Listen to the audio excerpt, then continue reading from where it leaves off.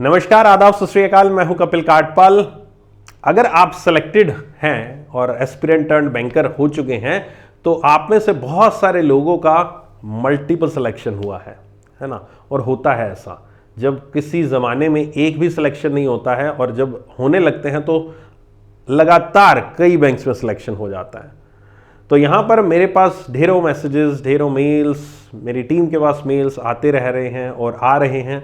तो I thought to prepare और make a video on this topic कि मैं इन सब सवालों का जवाब आपको दे दूं।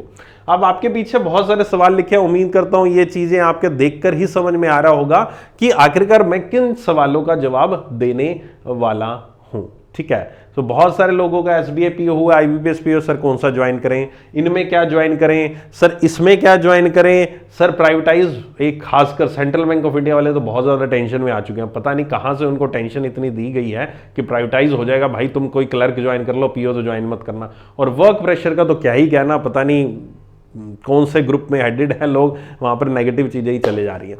ठीक है, तो सभी सवालों का जवाब। और सबसे इंपॉर्टेंट चीज, डिले इन ज्वाइनिंग। जो ज्वाइनिंग डिले हुई है आपके चुनाव की आचार संहिता लगने के बाद, सर इस दौरान थोड़ा सा फ्री बैठे, सर कुछ बता दो ऐसा क्या करेंगे टाइम को यूटिलाइज किया जा सके। अब तक तो कोई पढ़ाई वढ़ाई छोड़ चुके हैं हम, है ना। तो ये वीडियो केवल और केवल उन लोगों के लिए जिनका सिलेक्शन हो चुका है। जिनका सिलेक्शन नहीं हुआ वो जस्ट नॉलेज पर्पज इस वीडियो को देख सकते हैं। आपके लिए आपका कोई पर्पज सॉल्व नहीं करेगी ये वीडियो, हाँ फ्यूचर के लिए आप रेफरेंस ले सकते हैं। ठीक है, अब आगे बढ़ने से पहले, इन सवालों का जवाब देने से पहले, आखिरकार मैं ही क्यों, मैं क्या एलिजिबल हूं इस सवालों का जवाब देने के लिए। सर कोई भी और टीचर ने आकर इस तरह की वीडियो क्यों नहीं बनाई, या फिर आप ही क्यों बना रहे हो। तो अगर आप मुझे जानते हैं तो आप समझ गए होंगे कि मैं इन सवालों का जवाब बड़े आसानी से दे सकता हूं। नहीं जानते तो बता दूं, मैंने यहां पर एसबीआई पीओ क्वालिफाई किया, जॉब किया हुआ है। आईबीपीएस पीओ फर्स्ट क्वालिफाइड हूं, जॉब किया मैंने, 12 साल बैंक की जॉब की है। हर एक डिपार्टमेंट में, बैंक के हर एक डिपार्टमेंट में मैंने काम किया है। और एज ऑन डेट मैं आपके लिए एक एजुकेटर के रूप में आपको सामने हूं, पढ़ाता हूं, आपको जनरल अवेयरनेस पढ़ाता हूं, और भी आपके लिए बहुत सारे सब्जेक्ट्स लाइक द जैब भी पढ़ाता हूं एंड मैनी मोर थिंग्स। ठीक है, तो खैर उसके बारे में बात नहीं करेंगे अभी। तो मैं अपनी एलिजिबिलिटी बता रहा था कि भाई आपको भी तो विश्वास होना चाहिए, क्यों ये पर्सन के पास इन सारे सवालों का जवाब है। ऑब्वियस एक्सपीरियंस है, बैंकिंग जॉब का एक्सपीरियंस है, आपसे काफी ज्यादा सीनियर हूं इस वक्त बैंक की जॉब के हिसाब से। अभी तो शुरुआत हुई है या शुरुआत हो रही है, उस हिसाब से मैं आपसे 12 साल सीनियर हूं। तो आई थिंक सो आपको जो भी मैं बातें करने वाला हूं वो आपको मान लेनी चाहिए, अगर आपको सही लगती है तो। कोई कंपल्शन नहीं है ना। चलो शुरुआत करते हैं इस वीडियो के। सभी सवालों का जवाब दूंगा एक एक करके। हो सकता है वीडियो थोड़ी लंबी हो, आई डोंट नो कितने मिनट की रिकॉर्डिंग होगी, लेट्स सी। सबसे पहले इंपॉर्टेंट चीज आती है, सर पीओ हुआ है, तीनों पीओ हो गए सर, एसबीआई भी हो गया, आईबीपीएस भी हो गया, आरआरबी में सर मैंने ज्वाइनिंग ले ली है। ठीक है, और अब सर मैंने बॉन्ड भी भर दिया है वहां पर। अब सर एसबीआई भी हो गया, आईबीपीएस भी हो गया। सर बॉन्ड, सर 2 लाख का बॉन्ड है, 3 लाख का बॉन्ड है, 1 लाख का बॉन्ड है। सर अब भरूं ना भरूं, सर आरआरबी में रह लेते हैं, सर एसबीआई में जाकर क्या करना है, सर फालतू का वर्क प्रेशर, आईबीपीएस पीओ में वर्क प्रेशर है, ये है वो है, सर इसका निवारण दो। क्या आरआरबी पीओ वालों को SBI PO, IBPS PO join करना चाहिए अगर किसी में भी आपका हुआ है तो आई would suggest you, yes you must join the further. जो बाकी ऑर्गेनाइजेशन है, आरआरबी पीओ से अगर आगे कहीं सिलेक्शन हुआ है अगर आपका आईबीपीएस पीओ या फिर एसबीआई पीओ में, तो you should go for the SBI और आईबीपीएस। वाई क्यों? इसके पीछे यहां पर 2 कारण है। सबसे पहला रीजन ये है, दैट इज द एक स्टेटस इन द सेंस कि आरआरबी में आप एक बिल्कुल क्षेत्रीय ग्रामीण बैंक जिसको हम कहते हैं, एक बिल्कुल एरिया में बाउंड रहेंगे, आपको इतना ज्यादा एक्सपोजर नहीं मिलता आरआरबी में। और मोरओवर यहां पर ज्यादातर पोस्टिंग आपकी गांव के इलाकों में रहती है। तो बहुत सारे ऐसे बैंकर्स होते हैं जिनको एक्सपोजर चाहिए होता है, जिनको अलग अलग जगह पर काम करने का शौक होता है, जिनको अलग अलग जगह पर रहने का शौक होता है। तो ऐसे लोगों के लिए यहां पर आरआरबी पीओ सही जगह नहीं है। आपको एसबीआई, आईबीपीएस पीओ में ही जाना चाहिए, जहां पर आपको अलग अलग सेगमेंट्स, अलग अलग डिपार्टमेंट्स, अलग अलग branches, administrative office, back office वगैरह वगैरह अलग अलग जगह पर काम करने का मौका मिल सकता है।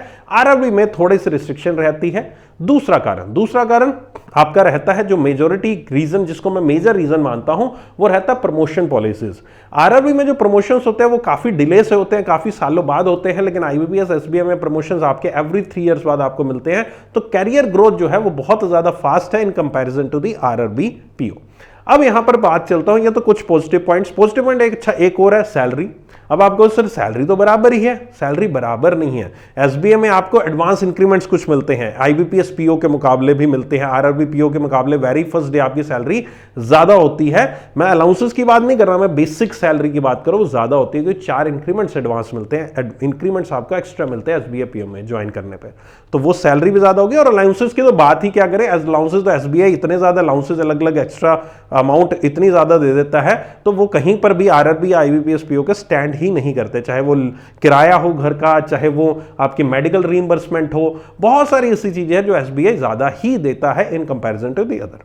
अब यहां पर इसी के नेगेटिव पॉइंट्स को डिस्कस करते हैं कि सर बात तो आपकी ठीक है, लेकिन सर पैसा हर एक बार यहां पर मायने नहीं रखता, सर सुकून भी मायने रखता है। सर आरआरबी में ना मैंने सुना है कि सुकून है, मैं वर्क प्रेशर की बात साथ साथ करता रहूंगा, ठीक है। आरआरबी में मैंने सुना सर सुकून है, एसबीआई में सर उतना ना सुकून नहीं है सर। एसबीआई आईबीपीएस पीओ में ना सर काम बहुत ज्यादा कराते रहते सर, रात को 7-7 8-8 बजे, पता नहीं मैंने सुन लिया था कहीं पर भी, वो इधर कह रहे हैं, वो कह रहे हैं, वो कह रहे हैं, सर क्या करें। बात आपकी सही है, हो सकता है, मैं डिनाई नहीं करूंगा इस बात से कि वर्क प्रेशर हो सकता है ज्यादा हो, लेकिन मैंने कहा हो सकता है।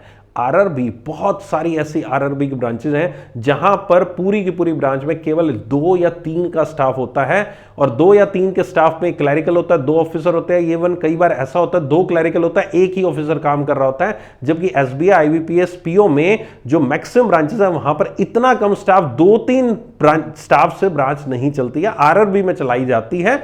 तो ऑब्वियस है जहां पर आपका स्टाफ कम होगा, मैं मानता हूं वहां पर काम भी कम होगा, ऐसा नहीं काम नहीं ज्यादा होगा, काम ज्यादा होगा तो ऑब्वियस स्टाफ भी वहां देंगे, लेकिन फिर भी यहां पर बहुत ज्यादा फर्क पड़ता है। जब हम एग्जैक्टली काम करने बैठते हैं ना, तब हमें उस सिचुएशन का आइडिया लगता है। अभी हम उस चीज को सोचकर कि क्या होगा क्या नहीं होगा, वर्क प्रेशर होगा कि नहीं होगा, उसकी वजह से हम अपने कैरियर ग्रोथ को अगर दांव पे लगा रहे हो, तो मेरे अकॉर्डिंग वो बात सही नहीं है। अगर आप यही सोच रहे हो बैंक में बहुत ज्यादा प्रेशर है, बहुत ज्यादा काम करने को मिलेगा, ये हुआ जो दिमाग में बैठा रखा है, तो बेटा है, मैं आपको साफ साफ क्लैरिफाई कर दूं, है। और आप क्या ये सोच के आ रहे हो बैंक में कि बैंक में बड़ा आराम से सुकून से कस्टमर आएगा, उससे बात करेंगे और काम हो जाएगा। अगर आपको लगता है ना कि आप अगर अभी पढ़ाई आपने कर ली है तो ठीक है, चिल हो गया, अब तो बैंक में जाकर सॉफ्टवेयर ही चलाना है, नहीं बेटा। अगर आप बैंक में जाते हो, जॉब करते हो, उसके बाद भी आपको डेली बेसिस पर बैंक के सर्कुलर्स पढ़ने पड़ते हैं। बैंक के द्वारा जो पॉलिसीज दी गई हैं, पॉलिसीज जारी की जाती हैं, डेली बेसिस पर जो रूल्स रेगुलेशंस है उनको अपडेट करना पड़ता है, पढ़ना पड़ता है। जब तक आप बैंक्स के प्रोडक्ट के बारे में पता नहीं होगा, तब तक आप कस्टमर को कैसे बताओगे। जब तक अगर लोन की सीट पे बैठे हो तो लोन कैसे करना है, किस तरह से करना है, क्या उस कस्टमर की एलिजिबिलिटी होनी चाहिए, क्या डॉक्यूमेंट्स लेने, अगर आपको नहीं पता है, तब तक आप उस कस्टमर का लोन गलत कर दोगे। कल को आपके ऊपर ही यहां पर अननेसेसरी कोई ना कोई इंक्वायरी हो सकती है, आपने ये लोन गलत कर दिया है, ठीक है। तो इसके लिए आपको बाद में भी पढ़ना पड़ता है। अगर ये माइंडसेट आपका आज की डेट में है ना कि बैंक में वर्क प्रेशर नहीं है और मैं आराम से चिल होके काम करूंगा, तो अगर इस माइंडसेट के साथ बैंक में जा रहे हो ना, तो ये माइंडसेट को बदलने की बहुत ज्यादा जरूरत है। बैंक में प्रेशर है, आपको डेली अपडेट रहना पड़ेगा, आपको डेली चीजें सीखनी पड़ेंगी। हमेशा मैं कहता हूं, अगर आप रेगुलर स्टूडेंट हो मेरे, तो मैंने हमेशा आज तक ये कहा है, हमेशा मैंने ये कहा है कि आपको कि बैंक में नौकरी लगना आसान है इन कंपैरिजन टू बैंक में नौकरी करना। ये नहीं कह रहा कि आसान है, इतना आसान है, लेकिन कंपैरिजन करूंगा तो नौकरी करना ज्यादा मुश्किल है, बैंक में नौकरी लगना। अगर आपको ये राहत जो थी ना अभी तक ये मुश्किल लग रही है ना, तो इससे ज्यादा कठिनाइयां आ सकती हैं। ये चीज एक्सेप्ट कर लोगे तो बैंक की नौकरी बहुत अच्छी भी जाएगी। लेट जाओगे, आना पड़ेगा, 7 बजेंगे, एक्सेप्ट इट, एक्सेप्टेंस करनी पड़ेगी, माननी पड़ेगी ये चीज। अब मैं इसको डरा नहीं रहा हूं, मैं इसको समझा रहा हूं, लेकिन इसका एक सॉल्यूशन भी है। सॉल्यूशन क्या है, जो खैर मैं अपने एक्सपीरियंस से बता दूं, सॉल्यूशन ये है कि आपको यहां पर क्या करना होता है कि अपने आप को अपडेट करना होता है। मैंने पहले भी बताया, अपडेट करना होता है। आप अपने आप को इतना ज्यादा नॉलेजफुल बना ले बैंक के प्रोडक्ट्स, बैंक की पॉलिसीज, बैंक के रूल्स रेगुलेशन से रिलेटेड, बैंक के जितने सर्कुलर उससे रिलेटेड, कि आपका जो काम करने का तरीका है वो अपने आप ही फास्ट हो जाता है। मतलब मैं अपने बात कर रहता हूं, अब मुझे नहीं पता आप उस चीज को कैसे अडॉप्ट करोगे। कई लोग ये भी सोचते हैं सर अगर मैं उन चीजों को, नॉलेज को ले लूंगा, लोग मुझसे ज्यादा काम कराएंगे। वो आपकी आउटलुक है भाई, मेरे से तो नहीं कराया है ना। नॉलेज, एक एक चीज की अपडेट, सब कुछ होता था, सब कुछ मालूम था, अपना काम बिल्कुल सही सटीक तरीके से किया। एक पर्सन जिसको नॉलेज नहीं है वो ऑब्वियस उस काम के लिए 3 घंटे लगा रहा है। अगर मुझे उस काम को करने की नॉलेज है, मैं उस काम को अगर 1-1.5 घंटे में कर रहा हूं, फिर भी मेरे पास 1.5 घंटा बच रहा है। अब आप सोचोगे सर 1.5 घंटा बच रहा है तो मुझे और काम दे दिया जाएगा, वो आपको टैकल करना आना चाहिए कि उस 1.5 घंटा जो आपका बचा है उसको आपने किस तरह से यूटिलाइज करना है। अब वो चीजें मैं यूट्यूब पे भी नहीं बता सकता ना, है ना। अब कई चीजें होती है जो ओपनली भी नहीं बताई जा सकती, राइट। तो वो चीज आपको समझनी पड़ेगी किस तरह से आपको उस चीज को, एनवायरनमेंट को करना है। बस ये कहूंगा कि जितनी ज्यादा नॉलेज एक्वायर करोगे, जितनी ज्यादा अपने बैंक के बारे में जानोगे, जितना ज्यादा समझोगे, उतना जल्दी आप काम अपना कर पाओगे, उतना आपके ऊपर वर्क प्रेशर भी कम पड़ेगा, वर्कलोड भी कम पड़ेगा। अगर अपने काम को सुचारू रूप से करते हो और आप अपने आप को एक वैल्यूएबल इंसान बनाते हो, एक वैल्यूएबल असेट बनाते हो ना बैंक की, तो बैंक भी आपको ज्यादा बोझ नहीं देता आपके ऊपर, क्योंकि बैंक को भी, सीनियर्स को भी पता है कि ये बंदा काम का है भाई, इसको ज्यादा मत छेड़ो, है ना, बंदा काम का है, ये हमारे काम बिल्कुल सही ढंग से बिल्कुल क्विकली कर रहा है, सब कुछ बढ़िया कर रहा है, ये हमारी ब्रांच के लिए बढ़िया बंदा है, ना ही किसी ट्रांसफर की टेंशन, ना ही कुछ, आप वहीं कवर काम करते रहोगे और बढ़िया से आपके प्रमोशन में आपको हेल्प मिलेगी, सब कुछ। तो ये चीज़ बहुत इंपॉर्टेंट है सीखनी कि अपनी वैल्यू बनाना सीखना। जब आप बैंक में जाओगे तो अपनी वैल्यू बहुत ज़्यादा इंपॉर्टेंट है आपको बनानी। वैल्यू बना लोगे, सब कुछ कर लोगे, तो ये जो चीज़ है ना, ये कभी फील नहीं होगी। मैं जब बैंक में जाता था, आपको पता होगा, पुराने स्टूडेंट हो तो मैं भी बैंक में जाता था, सुबह आपको पढ़ाता था, शाम को आकर आपको पढ़ाता था, दिन में पूरा 10 से 6-7 बजे तक मैं भी काम करता था, फिर भी आपको पढ़ाता था। कभी आज तक मेरे चेहरे पर कभी शिकन देखी, अब तो नहीं जा रहा खैर, लेकिन पहले जब जाता था कभी मेरे चेहरे पर शिकन देखी वर्क प्रेशर की? मैंने इतने साल बैंक में करके आपको पढ़ाया जो मैंने आज तक आपको कभी कंप्लेंट की? तुम लोग तो अभी शुरुआत भी नहीं की है तुमने अपने करियर की, तुमने कंप्लेंट करनी शुरू कर दी वर्क प्रेशर की। मतलब मुझे याद नहीं है मैंने एक भी क्लास में कभी आपको आकर कहा मैं 7 बजे बैंक से आ रहा हूं, मैं 7:15 यहां पे क्लास ले रहा हूं और मेरे चेहरे पर शिकन नहीं होगी। आपने देखा होगा कि भाई सर अभी 15 मिनट पहले आए हैं, फील ही नहीं आता था चेहरे पर, फील ही नहीं करने देता था, ना ही बताता था, ना ही कुछ। Everything was fine. क्या मुझे प्रेशर फील नहीं होता? मेरे ऊपर सीनियर्स का डंडा नहीं था, सीनियर्स ने मुझे कुछ नहीं डांट लगाई, मुझे भी डांट पड़ी है, बहुत बार मुझे भी सुनने को मिला है, बहुत बार मेरी मीटिंग्स में बेइज्जती हुई है, बहुत बार कस्टमर के साथ भी लड़ाई हुई है, बहुत कुछ हुआ है। लेकिन अब उस चीज को टैकल कैसे करना है? एक तो आकर आंसू बहा दिया, हो 10-15 जगह ग्रुप में मैसेज चैट कर रहे हैं, ये हो गया, वो हो गया, वर्क प्रेशर हो गया, वो तो अब क्या कर सकता हूं मैं? अब वो तो खुद की थिंकिंग है ना, खुद की थिंकिंग को जैसा बनाओगे वैसा हो जाएगा। अभी भी कई लोग नीचे कमेंट्स में मुझे अलग अलग लिखा, अरे सर ये क्या है, वो है, वो कराएगा, वो एजीएम बोल देता है, डीजीएम बोल देता है, ये कर देता है। कोई होंगे एक्सपीरियंस लोग आकर नीचे लिखेंगे, भाई मेरे से ज़्यादा एक्सपीरियंस नहीं होगा तुम्हें, मैंने जितने डिपार्टमेंट से काम किया ना उतने ज़्यादा। बस वही है ना, टैकल तुम कैसे करते हो और मैं कैसे करता हूँ और तुम्हें कैसे सीखना है उसको टैकल करना। उसको सिर्फ एक ही तरीका, अपने आप को एक वैल्यूएबल, एक नॉलेजफुल पर्सन बना दो। That's the answer to work pressure, nothing else. And I hope so कि इतने पॉइंट से समझाने से आपको यह क्लियर हो गया होगा कि मुझे कौन सा बैंक ज्वाइन करना चाहिए, है ना। वर्क प्रेशर हर एक जगह आएगा, आरआरबी में नहीं आएगा, आरआरबी में आएगा। अब बात करते हैं sir sales target, sir SBI में सेल्स बना देते हैं, इंश्योरेंस बेचने पड़ते हैं, ये बेचने पड़ते हैं, वो तो आरआरबी में बेचने पड़ते हैं। वही तो कह रहा हूं, इंश्योरेंस किसको बेचना पड़ता है? जो बंदा रूटीन के, जो बढ़िया से जो काम नहीं करता ना, जिसको नॉलेज नहीं है ना, उसको लगा देते हैं बैंक में। मैं भी मैनेजर होता, मैं क्या करता, मैं एज ए मैनेजर आपको बताता हूं, मेरे पास 5 बंदे हैं मैनेजर, मैं मैनेजर हूं ब्रांच का और मेरे पास 5 बंदे हैं। मैं उसमें से देखूंगा कौन सा बंदा बढ़िया लोन का काम बढ़िया कर रहा है, डिपॉजिट सेक्शन मेरा पूरा अच्छे संभाल रखा है, यार इसको मैं सीट से हिलाऊंगा ना तो गड़बड़ हो जाएगी, उस सीट की गड़बड़ हो जाएगी। मैं उस बंदे को कोई एक्स्ट्रा काम नहीं दूंगा, मैं उनको हाँ बेटा लोन कर, हाँ भाई कस्टमर आता है इससे लोन से बात कर, अच्छा यार ये अकाउंट ओपनिंग वाला चेक वेक बढ़िया पास कर रहा है, बंदा बढ़िया है, लड़का बढ़िया है, काम कर बेटा, तेरे को कुछ नहीं। अब मैं उन दोनों को बिल्कुल नहीं छेड़ूंगा। मैं तीसरा बंदा जो धीरे धीरे काम कर रहा है, लेथार्जिक है काम करने में, ऐसी नॉलेज है नहीं, कस्टमर से बात करने का ढंग नहीं है उसको, यार तू कुछ नहीं करना आता, तू इधर आ, अरे यार ये ऐसा कर, ये बाहर जा, तू मार्केट में निकल और 10 खाते खोल के आ, अरे यार तुझे कुछ नहीं, तू इंश्योरेंस बेच। पॉइंट समझ रहे हो ना? ये चीज होती है बैंक में, दिस इज द थिंग जो होती है बैंक में। अरे यार ये बंदा काम का नहीं, ब्रांच में इसको बाहर भेज, रिकवरी करवा यार, लो एनपीए के लिए भेज इसको, रिकवरी करेगा ये सारे दिन। समझ गए? मैं मैनेजर होता ऐसे डील करता हूं मैं, हर एक बंदे की कैपेसिटी के अकॉर्डिंग उसके काम करना। मैनेजर को अपनी ब्रांच नहीं चलानी, मैनेजर को आपकी कोई रंजिश है, आपसे कोई दुश्मनी है कि आपका काम जो आप बहुत बढ़िया तरीके से कर रहे हो उसको छोड़कर आपको थर्ड काम कराएगा, उसका वो काम बिगड़ जाएगा, फिर उसका काम वो कौन करेगा। तो इसलिए तो कह रहा हूं अपने सीट की नॉलेज रखो बहुत जबरदस्त कि आपकी वैल्यू समझे सामने वाला बंदा, तो फिर प्रेशर का आएगा। ज्वाइन करो ना एसबीआई, आईबीपीएस, पीओ, काहे आरआरबी में रुक रहे हो, प्रोग्रेस करो, जिंदगी में बढ़ो, कैरियर ग्रोथ करो। अब कईयों का ये होता है कि सर मुझे घर के पास रहना, मुझे घर के पास पोस्टिंग मिल गई आरआरबी पीओ में, मुझे ट्रांसफर नहीं लेना, मुझे ग्रोथ नहीं करनी, ठीक है फिर आरआरबी पीओ ज्वाइन करो, दैट्स इट, उसमें कोई टेंशन नहीं। अगर आपको लग रहा है कि मुझे ज्वाइन ही नहीं करना, मुझे भाई वो सोच ही नहीं है मेरी, मेरे को यहाँ पर घर के पास रहना है, मैंने इसमें भरा था, स्टेट में भरा था, मुझे ज़्यादा प्रमोशन लेने नहीं है, मुझे सैलरी 50, 60, 70 हज़ार आती रहे बस, ठीक है, I am happy in that, I am satisfied नहीं, तो ठीक है आप go, why you want to join SBI, मत ज्वाइन करो कि उसमें तुम्हें ट्रांसफर पॉलिसी पूरे इंडिया में कहीं भी ट्रांसफर, वो फैक्टर भी रहता है, ठीक है। तो आई होप सो अगर किसी को फाइनेंशियली कोई दिक्कत नहीं है, अगर उसको घर में रहने की टेंशन है कि होम सिकनेस है, तो फिर आपका आरआरबी में हुआ तो बहुत बढ़िया बात है। ये वाला पोर्शन आपका सॉर्टेड होगा, आई होप सो, है ना, ये वाला पोर्शन एवरीथिंग सॉर्टेड, और ये वाला वर्क प्रेशर का भी पोर्शन सॉर्टेड है। अब आते हैं RRB clerk versus SBI, IBPS clerk और IBPS clerk versus SBI clerk. इसमें भी सबसे इंपॉर्टेंट चीज है कि सेम हायरार्की में मानूंगा, RRB less than IBPS, less than SBI. अगर आपका आईबीपीएस और एसबीआई दोनों में होता है तो गो फॉर दी एसबीआई, अगर आपका आईबीपीएस आरआरबी में होता है तो go for the IBPS.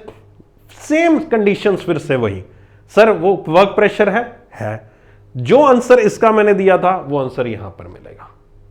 Clerical में भी आप काम की नॉलेज बहुत शानदार रख सकते हो, आपको एक पर्टिकुलर सीट के लिए स्पेशल एक चुना जा सकता है, हाँ बंदा बढ़िया काम करे, इसको नहीं हिलाना, ठीक है। एसबीआई में अलाउंसेस ज्यादा, सब कुछ ज्यादा, हाँ फिर से वही वेक्टर कि हाँ सर मुझे अपने एरिया में जॉब मिल गया, एरिया में पोस्टिंग मिल गया, ठीक है तुम आरआरबी में, है ना। तो ये चीज वही है जो मैंने बातें बताई, वो सिमिलर बातें हैं।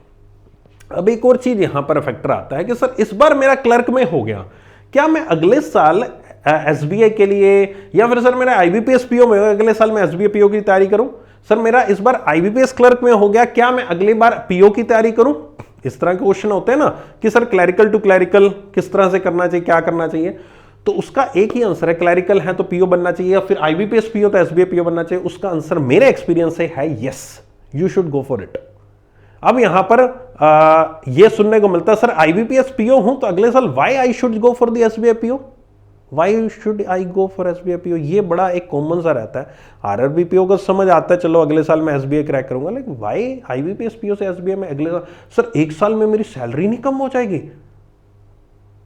एसबीआई पहले दिन ही 4 एडवांस इंक्रीमेंट देता है, एक साल में 1 इंक्रीमेंट लगता है। अगर इस साल आईबीपीएस पीओ ज्वाइन किया तो अगले साल आपको 1 इंक्रीमेंट मिला, जब एसबीआई पीओ ज्वाइन करोगे तो 4 इंक्रीमेंट मिलेंगे। भाई साहब 3 एडवांस इंक्रीमेंट, ऑलरेडी आपकी सैलरी ज्यादा ही मिलेगी आपको, और फिर as an organisation as a reputation आपको ज्यादा ही है, उसमें अच्छी रेपुटेशन है। अलाउंसेस का बहुत ज्यादा फर्क है, यहां पर अगर आपको अलाउंसेस में 40 लीटर मिल रहा है, कोई पेट्रोल का अलाउंस है, वहां पर ज्यादा मिलता है। यहां पर मेडिकल जो है आपको एक लिमिटेड, जितने बैंक से आईबीपीएस के उनमें लिमिटेड मेडिकल होता है। एसबीआई में फुल फ्लेज मेडिकल है, चाहे आप कंसल्टेशन फीस लेनी है उसका भी मेडिकल है, फुल रीइंबर्समेंट है आपका डिपेंडेंट का, बहुत सारे अलाउंसेस ज्यादा है।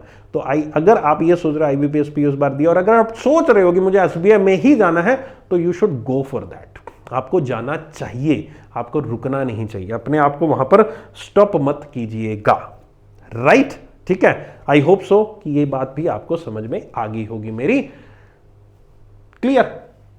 अब आते हैं, ये दोनों पोर्शन हो गए। अब आते हैं sir delay in joining, joining sir delay हो गई है, अब सर 2-3 महीने हो गए हैं, या 1 महीना या 2 महीना जो भी पड़ा है, अभी आप नहीं ज्वाइन कर रहे, या फिर जिन्होंने ऑलरेडी ज्वाइन आरआरबी वगैरह क्लर्क में ज्वाइन करा, तो उनके लिए भी यही आंसर रहेगा, सर मुझे अब ना पिछले कुछ 1-2 महीनों में कुछ करना है, तो सर क्या किया जा सकता है, क्या सर मैं ऐसा कुछ काम कर सकता हूं जो मुझे आगे बैंक की जॉब में काम करें, या फिर सर मुझे आगे फर्दर क्या प्रिपेयर करना चाहिए, कैसे प्रिपेयर करना चाहिए। तो उसका आंसर सुन लीजिए। उसका आंसर यहां पर मेजॉरिटी ऑफ स्टूडेंट्स पूछते हैं, सर मैं क्या आरबी ग्रेड बी की तैयारी करूं, या फिर मैं सर जेआईबी कर लूं, या फिर सर मैं अगले साल के लिए तैयारी करूं। तो देखो जिनका टारगेट अगले साल के लिए, तो वो तो करेंगे, अभी कोई नोटिफिकेशन तो है नहीं, और आई डोंट थिंक कि आपको उसकी तैयारी करने के लिए बहुत ज्यादा कुछ पढ़ने की जरूरत है, क्योंकि आप ऑलरेडी IBPS PO निकाल के बैठे RRB PO, तो हाँ काफी हद तक आप बाकी लोगों से काफी हद तक आगे हैं। आपको थोड़ा सा और एफर्ट्स देना है, अगले साल आप SBA PO निकाल देंगे। तो उस चीज को मैं नहीं मानूंगा कि आपको अगले 1-2 महीने के लिए उसके ऊपर कुछ ज्यादा फोकस करना है। आपको मेजोरिटी फोकस जो स्टूडेंट्स पूछते हैं, सर RB ग्रेड भी कर ले, सर मैं जैब कर लूं, क्या कर लूं, है ना। GIB एग्जाम अगर आपको नहीं पता तो मैं आपको बता दूं, GIB एग्जाम मेजोरिटी एग्जाम होता है जिसमें आपको, आप बैंक में अगर ज्वाइन करते हो तो अगर आपने जैब क्लियर किया हुआ है तो आपको यहां पर सैलरी इंक्रीज होती है आपकी, आपके जो प्रमोशंस होते हैं उसमें आपको वेटेज एक्स्ट्रा मिलता है। और साथ ही साथ जो मैं नॉलेज की बात कर रहा था ना कि आपको नॉलेज लेनी चाहिए, आपको पता होना चाहिए, आप अपने आप को वैल्यूएबल पर्सन बताइए, दिखाइए, तो वो जब आप जैब की सब्जेक्ट की तैयारी करते हो ना, 4 सब्जेक्ट्स होते हैं, 4 पेपर होते हैं, अगर ये पेपर क्लियर कर लेते हो और अगर जेन्युइन तरीके से इसकी तैयारी करते हो ना, सभी सब्जेक्ट्स को अच्छे से जेन्युइन वे में पढ़ के, ऑनेस्टी वे में पढ़ के, तो आपकी बैंक की जॉब करने में बहुत आसानी होती है, बहुत ज्यादा। लाइक दी मान लीजिए आप किसी लोन की सीट पे आपको बिठा दिया गया है ना, अब आपको लोन का काम नहीं आ रहा, आपको बैलेंस शीट पढ़नी नहीं आ रही, आपको प्रॉफिट लॉस अकाउंट पढ़ना नहीं आ रहा, तो जैब में एक सब्जेक्ट है अकाउंटिंग, आप उस अकाउंटिंग सब्जेक्ट को जब पढ़ोगे तो अपने आप जब आप सीट पे बैठोगे, वो सीट का काम करोगे, तो आपको ऑलरेडी उसकी नॉलेज होगी, आपको किसी से पूछने की जरूरत नहीं पड़ेगी या भाई ये बैलेंस शीट में क्या करना है। अगर आप जैसे उसमें सब्जेक्ट है principle and practice of banking, अब उसके अंदर सारी चीजें हैं कि अकाउंट ओपनिंग से लेकर सारी चीजें आपको डिफाइन करके सारी चीजें आपको सिखा रखी हैं, सब कुछ आपको बता रखा है, तो उसमें आप चीजें सीख लोगे, आप उसके अंदर लोन के मेथड सीख लोगे, बहुत सारी चीजें आपको वहां पर ही ऑलरेडी आप जैब के कोर्स के थ्रू सीख सकते हो बैंक में जाने से पहले। अब जैब एग्जाम जो होता है, अभी जब मैं वीडियो रिकॉर्ड कर रहा हूं, अब एग्जाम मई में जून में होगा, लेकिन अभी जून के लिए मैं रिकमेंड नहीं कर रहा हूं कि उसके एग्जामिनेशन फॉर्म निकल चुके हैं।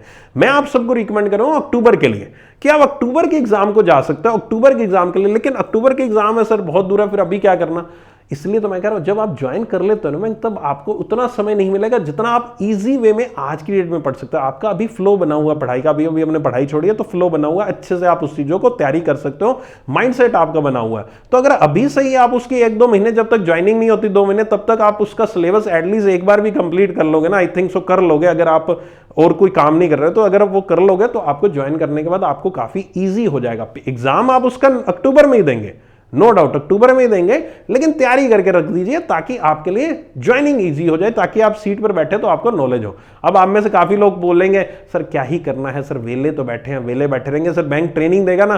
भाई RRB वालों से पूछ लो, ट्रेनिंग दी? बहुत बार ऐसा होता है बैंक बिठा देता है सीधा, कोई ट्रेनिंग, बहुत सारे SBA हाँ मानता हूं ट्रेनिंग देगा, लेकिन ट्रेनिंग में क्या सीखोगे 14 दिन में? क्या 14 दिन में वो सब सीख सकते हो जो मैं कह रहा हूं 2 महीने के पढ़ने के बराबर है? नहीं सीख सकते ना। एक खुद से पढ़ना, खुद से समझना चीजों को, और एक सामने जो ट्रेनिंग पे आपको पूरा दिन आप, क्योंकि ट्रेनिंग बेसिकली ट्रेनिंग ज्यादा एंजॉय करते हैं लोग, है ना, ट्रेनिंग तो एक हॉलीडे की तरह होती है, उसको उस तरह से एंजॉय करना है, सीखना भी चाहिए लेकिन हॉलीडे भी है वो एक प्रकार की। तो वो भी अच्छा बताते हैं, सब कुछ बढ़िया करवाते हैं आपको, लेकिन वो बैंक की प्रैक्टिकल नॉलेज ज्यादा देते हैं कि बैंक के प्रोडक्ट्स क्या हैं, बैंक में आपका सॉफ्टवेयर कैसे काम करेगा, उसकी थोड़ी ज्यादा नॉलेज होती है। लेकिन जो थ्योरेटिकल चीज है वो आपको जैब एग्जाम से बहुत कुछ सीखने को मिलेगा। तो आई थिंक सो अगर आप इस वक्त फ्री हैं और you should go for the jab exam preparation. Sir job exam, अच्छा अब यहां पर स्टूडेंट्स आते हैं कि सर जैब एग्जाम नहीं सर RBI ग्रेड भी बता दो। सर RBI ग्रेड भी मेरा टारगेट है। देखो यहां पर जितने भी सिलेक्शन हुए हैं इस साल, मुझे नंबर्स तो एग्जैक्ट मैं कैलकुलेट करके नहीं आया, लेकिन एज्यूम करते हैं कि इस साल यहां पर 8-10 हज़ार उधर, 8-10 हज़ार, चलो मान के 25-30 हज़ार सिलेक्शन हुए हैं, चलो मानते चलते हैं, ठीक है। तो 25-30 हज़ार जो सिलेक्शन हुए हैं, इनमें से मैं मानता हूं कि 60% जनता ऐसी होगी जो ये कह रही होगी कि मैं RBI ग्रेड बी को टारगेट कर रहा हूं, सर मेरा अगला टारगेट RBI ग्रेड बी है। जितने भी टॉपर्स हैं, जितने भी इंटरव्यूज आपने देख लिए होंगे, सबने ये कहा कि मैं RBI ग्रेड बी की तैयारी करना चाहता हूं। जस्ट अ सेकेंड, ठीक है। तो वो जितने भी टॉपर हैं वो सोच रहे हैं कि मैं RBI ग्रेड बी की तैयारी करना चाहता हूं, ठीक है। अब RBI ग्रेड बी की जो तैयारी है ना, मैं मानता हूं कर सकते हो और आप सिलेक्शन भी ले सकते हो, फाइनल भी कर सकते हो, लेकिन एक बात बताऊं, RBI ग्रेड बी में सीट्स आती है, मैं रियलिटी बता रहा हूं RBI ग्रेड बी, मैं डीमोटिवेट नहीं करूंगा, पहले सुन लो। लेकिन RBI ग्रेड बी की रियलिटी कुछ ऐसी है कि आपको यहां पर कम से कम 100, 125, 150, 200 इतनी सीट्स ही आती हैं, ज्यादा नहीं आती। और वो सीट्स पे इतनी जबरदस्त कंपटीशन, मतलब जितना कंपटीशन आपके बैंक एग्जाम में आपने देखा ना, उससे भी कहीं ज्यादा कंपटीशन है आपका RBI ग्रेड बी में। RBI ग्रेड बी में नॉर्मल बैंकर लोग इतने ज्यादा एग्जाम फॉर्म फिल नहीं करते। अगर आप देखोगे ना एग्जाम फॉर्म अगर लिस्ट निकालो ना तो उसमें से ज्यादातर लोग बैंकर नहीं निकलेंगे। आप तो एज अ बैंकर सोच रहे हो मुझे करना है, लेकिन एज अ नॉन बैंकर ही निकलेंगे। IIT IIM कैट वैट पता नहीं कहाँ कहाँ के आजकल लोग आरबी ग्रेड बी को टारगेट कर रहे हैं, तो आपका कंपटीशन उनसे है। और अगर आरबी ग्रेड बी की नोटिफिकेशन विद इन 2-3 मंथ्स जैसे ही आचार संहिता एंड होती है और उसके बाद अगर आती है, तो अकॉर्डिंग टू मैं प्रैक्टिकली आपको बात करूं तो it is not possible for you to prepare in next 3 months, at least in 3 months आप आरबी ग्रेड बी की तैयारी नहीं कर पाएंगे अनटिल अनलेस आपका कहीं बेसिक क्लियर है। तो बेसिक क्लियर है, मैं फेज 1 की बात नहीं कर, फेज 1 तो आप निकाल लोगे, फेज 2 में आपको दिक्कत आएगी जहां पर बहुत ज्यादा वाइड सिलेबस है और उस सिलेबस को अकॉर्डिंग टू मी 2-3 महीने के अंदर करना और इतना ज्यादा प्रैक्टिस करना, डिस्क्रिप्टिव होता है, लिखना होता है उसके अंदर, वो करना प्रैक्टिकली मैक्सिमम स्टूडेंट्स के लिए पॉसिबल नहीं है। कुछ स्टूडेंट्स जो होंगे well educated in the sense, educated तो आप सब हो, वेल एक माइंडसेट बहुत तकड़ा होता है उनका, उन लोगों के लिए वो एग्जाम 2-3 महीने में 4 महीने में निकालना पॉसिबल है। लेकिन अगर आज की डेट में, क्योंकि आपको फेज 1 की तैयारी भी दोबारा से करनी पड़ेगी और साथ ही साथ आपको फेज 2 भी चलाना पड़ेगा, तो ऑन अ प्रैक्टिकल वे मेरे अकॉर्डिंग मैं आपको एडवाइस नहीं दूंगा कि इस साल एटलीस्ट आप आरबी ग्रेड बी दीजिए। आप आरबी ग्रेड बी की तैयारी करना शुरू कर सकते हैं, कीजिए, लेकिन वो नेक्स्ट ईयर को टारगेट बना के चलिए। इस साल अगर आप आरबी ग्रेड बी को करोगे तो उससे क्या होगा, आपकी ज्वाइनिंग आ जाएगी। आपको जो मैं समझा रहा हूं कि जैब करना इंपॉर्टेंट है, क्योंकि आपकी वर्किंग में बहुत ज्यादा आसान हो जाए, आप काम करने में बहुत ज्यादा आसानी हो जाएगी आपको जैब कोर्स अगर आप कर लेते हो, जैब पढ़ लेते हो तो। लेकिन आरबी ग्रेड बी पढ़ने से आपको यहां पर वो आसानी नहीं मिलेगी, आपकी स्मूथनेस नहीं मिलेगी। आरबी ग्रेड बी के लिए आपके पास सफिशिएंट टाइम है, जैब करने के लिए उतना टाइम नहीं, क्योंकि अक्टूबर में एग्जाम है। आरबी ग्रेड बी का अगले साल एग्जाम टारगेट है, तो अगर आप साथ साथ यहां पर जैब की को पहले क्वालिफाई करके आराम से सुकून से बैठ जाते हो और उसके बाद आरबी ग्रेड बी भी स्टार्ट करोगे, तो आई थिंक सो आप बहुत ईजिली अगले साल को आसानी से क्रैक कर सकते हो और आप टारगेट कर सकते हो नेक्स्ट ईयर। एक और एडवांटेज है जैब का जो सिलेबस है, इसमें से काफी हद तक जो सिलेबस है वो आरबी ग्रेड बी फेज 2 का मैच करता है। अब इसका मतलब ये नहीं है सर फिर तो आरबी ग्रेड बी का सिलेबस कर लो जैब हो जाएगा, नहीं, क्वेश्चंस का पैटर्न डिफरेंट है। आरबी ग्रेड बी में डिस्क्रिप्टिव आता है, जैब में डिस्क्रिप्टिव नहीं आता है, एमसीक्यूज आते हैं, ठीक है, क्योंकि इसमें कंसेप्ट बहुत ज्यादा जबरदस्त चाहिए इसको करने के लिए, इसके क्वेश्चंस को करने के लिए। तो यहां पर ये चीज आपको वो वर्किंग एनवायरनमेंट इसमें आएगा, no doubt. RBI grade B का पूरा सिलेबस करने के बाद जरूरी नहीं कि जैब के सारे चीजें हो जाए, जैब के कुछ सब्जेक्ट्स आपके फिर भी रह जाएंगे। अगर आप आरबी ग्रेड बी करते हो तो कुछ सब्जेक्ट इसके रह जाएंगे, लेकिन अगर आप जैब कर लेते हो तो आरबीआई ग्रेड बी के 50-60% सिलेबस आपका कवर हो जाएगा। तो फिर बाकी जो सिलेबस है वो फिर अक्टूबर के बाद आप आरबी ग्रेड बी का कर सकते हो।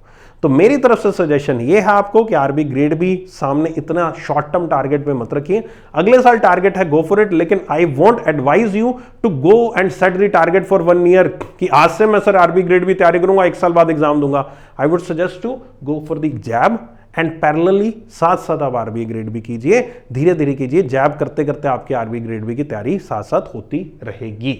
तो आई होप सो। हाँ, एक और क्वेश्चन हो सकता है कि डिले इन ज्वाइनिंग, सर मैं एसएससी कर लूं, ये कर लूं, तो देखो वो आपका आउटलुक है, उससे मेरा कोई मैं उसके लिए एलिजिबल नहीं हूं बोलने के लिए एसएससी, क्योंकि मैंने दिया नहीं कभी एग्जाम। तो एसएससीजीएल का मेरे से क्वेश्चन मत पूछिएगा, वो आप रिस्पेक्टिव जो भी उसके लिए सही पर्सन है उससे आप पूछ सकते हैं। एसएससीजीएल की जानकारी मुझे नहीं है, मेरे पास जितनी जानकारी है वो मैं आपके साथ साझा कर सकता हूं। तो this was the answer for to you regarding RB grade B और the JAIIB. I hope so कि आप सब लोग एडवाइस मानेंगे as a banker, as a senior, अपनी मेरी एडवाइस मान के चलिएगा और आप go for the jab exam preparation, वो बहुत बेहतर आपके लिए रहेगा। ठीक है, जैब की प्रिपरेशन आपके लिए मैं भी करवाता हूं।